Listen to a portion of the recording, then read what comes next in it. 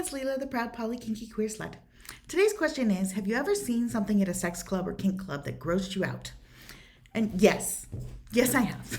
Everybody, I think, sees things that are not their cup of tea in these spaces. So, it just is something that happens. And there's a phrase that is, don't yuck somebody else's yum, which means that if what's happening is aligned with the rules of the club or the party, and it's just not something you're into, then it's your responsibility to kind of take that away.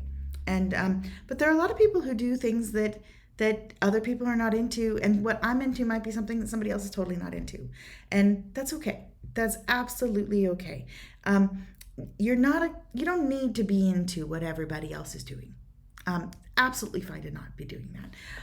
And as one example, so a lot of folks who go to kink clubs are asexual, meaning they do not want to have sex with a lot of different people. They might not want to have sex at all, or they might have very specific conditions under which they want to have sex. And for some of them, seeing the physical act of sex is gross.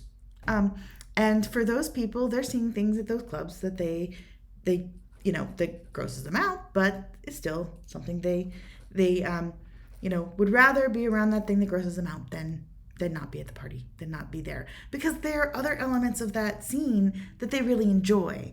And yeah, so that's kind of how that goes. Like, we all need to take responsibility for our own selves and our own safety and our own sense of emotional well-being and mental health.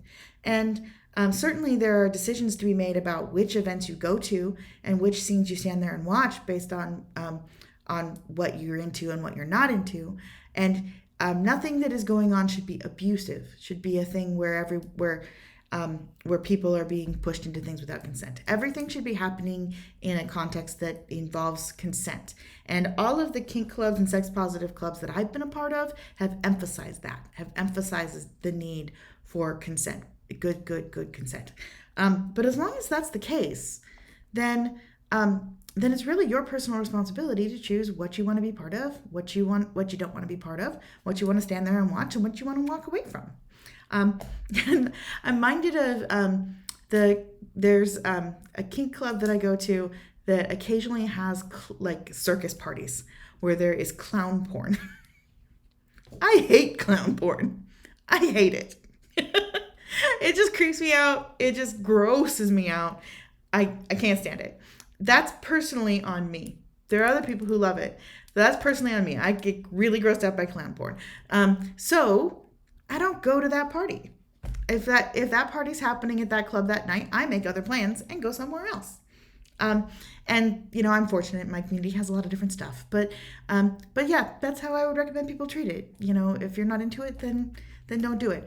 I will say that I have been very surprised in this kink journey that when I first started going to sex positive parties and to kink clubs, there were things that totally grossed me out that now are among my very favorite things to do. And talking to people, that's a fairly common experience. I mean, not everybody, of course, but a lot of people find that the things that they're most weirded out by at first end up being the things they most want to do a few years down the line. And that's because a lot of times what gives us that yuck feeling is that it makes us psychologically uncomfortable in some way. But once we've worked through that psychological knot, then it becomes a really interesting place to play in. So who knows, maybe in a few years I'm going to really like clown porn. I doubt it, but it's possible. Because that's kind of what happens as you explore and open yourself up to new possibilities and try new things. It's an interesting journey that takes you to places you didn't expect to go. Thank you very much for listening. This is Leela, the proud Poly Kinky Queer Slut. You can ask me anything at kinkyqueerslut@gmail.com, and thank you very much for listening.